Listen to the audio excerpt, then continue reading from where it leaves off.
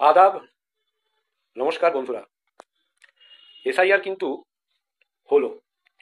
আমি 2019 সালে all India minority অ্যাসোসিয়েশনের সভায় যেটা বলেছিলাম যে এনআরসি হবে, লোকের বাড়ি বাড়ি লোক যাবে, ঠিক সেইভাবেই হওয়ার কথা হচ্ছে। এক্ষেত্রে নামটা শুধু পরিবর্তিত হয়েছে, কারণ এনআরসি হওয়া সম্ভব নয়। এনআরসি হয়েছিল একটা চুক্তির ভিত্তিতে আসামে, গোটা ভারতবর্ষে সেটা করা সম্ভব নয়, তাই ঘুরিয়ে এসআইআর হচ্ছে, ভোটার লিস্ট ঠিকঠাক করা হচ্ছে, বোঝানো হচ্ছে। এখন প্রশ্ন, 2002 সালেও এটা হয়েছে যতদূর জানা যায়, কিন্তু এবারে তার সঙ্গে পার্থক্য হচ্ছে, এবারে যারা 2002 বা 3 সালে ভোটার ছিলেন তাদেরকেও একটা ফর্ম ফিল আপ করতে হবে, মানে আমাদের মতো বরিষ্ঠ লোকেদের।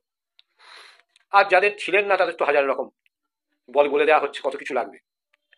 এখন প্রশ্নটা হচ্ছে, যারা বলেছিলেন, তার মধ্যে আমাদের মাননীয় মুখ্যমন্ত্রী আছেন, যে আমাদের লাশের ওপর দিয়ে এসআইআর হবে, তারা এখন বিনা প্রতিবাদে সেটা মেনে নিচ্ছেন, মেনে নিলেন। তাতে কি অসুবিধে হলো? অসুবিধে হলো এটাই, ধরুন এটা যদি আগেই মেনে নেওয়া যেত যে এই অসুবিধে বা এই এসআইআরকে আমরা আটকাতে পারবো না, তাহলে কি করতাম আমরা?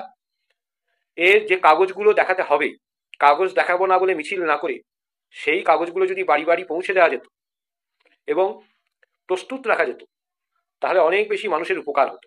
যেমন ধরুন, একেবারে আমার কথায় আসি। আমার যেহেতু 1987 সালের আগে জন্ম, বুঝতেই পারছেন 2002-3 সব ভোটার লিস্টেই নাম আছে, কিন্তু সেই নামটা যে আছে সেটা তো এখন যা নিয়ম, তাতে আমাকে প্রমাণ করতে হবে। তার মানে ভোটার লিস্টের জেরক্স চাই। সেই কাগজটা এই মুহূর্তে আমার কাছে নেই।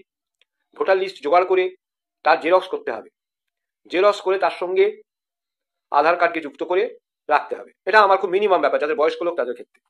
যাদের তারপরে নাম উঠেছে তাদের অন্যান্য কাগজপত্র এবং তার সঙ্গে ভোটার লিস্ট নতুন যেটা যোগ করে তার পাতা তাদের দিতে হবে। তো এই কাগজপত্রগুলো যদি আজকে আমার হাতে থাকতো, তাহলে আমার চিন্তাটা কম হতো। আসতো, আমি একটা ফটোগ্রাফ দিতাম, একটা সই করতাম, জমা দিয়ে দিতাম, একটা আমার কাছে থাকতো। এই তো নিয়ম। কিন্তু এটা করা হয়। তাহলে এই সামান্য সময়ের মধ্যে প্রত্যেককে কাগজপত্র জোগাড় করতে দৌড়তে হবে। এমনকি যাদের একেবারে নাম আছে তাদেরকেও দৌড়তে হবে, তাদেরকেও ব্যবস্থা করতে হবে। এটা যদি আমরা 2 বছর আগে থাকতে চেষ্টা করতাম, তাহলে আজকে আমাদের সব সাজানো থাকতো। আমার ধারণা, এই জোগাড় যন্ত্র করার অসুবিধের মধ্যে পড়ে বহু লোকের নাম ডাউটফুল হয়ে যাবে এবং পরবর্তীকালে সেই নিয়ে ঝামেলা হবে। যে জিনিসকে আমি আটকাতে পারবো না জানি, সেই জিনিস নিয়ে নাটক না করে সেই জিনিস এলে কিভাবে আমরা তার মোকাবিলা করব সেটা জনগণকে জানানো এবং তার ব্যবস্থা করাটাই সব রাজনৈতিক দলের উদ্দেশ্য হওয়া উচিত ছিল। দুর্ভাগ্যের বিষয় হয়নি।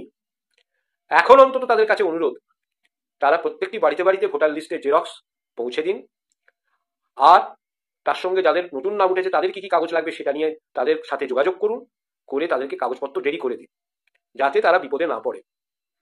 এইটুকুই বলার ছিল। ভালো থাকবে।